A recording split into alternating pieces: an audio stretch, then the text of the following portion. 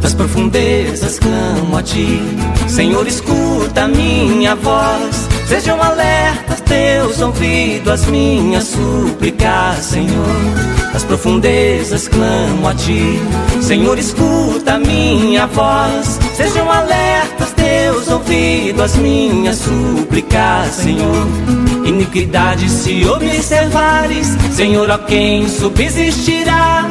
Porém contigo está o perdão para que o temam, ó Senhor.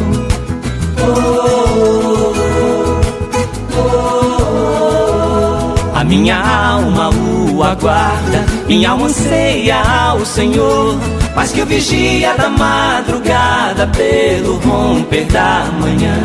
A minha alma o aguarda, minha alma anseia ao Senhor, mas que o vigia da madrugada pelo romper da manhã. Então espere Israel no Senhor, pois no Senhor a misericórdia, nele copiosa redenção é quem redime Israel de toda a iniquidade, de toda a iniquidade.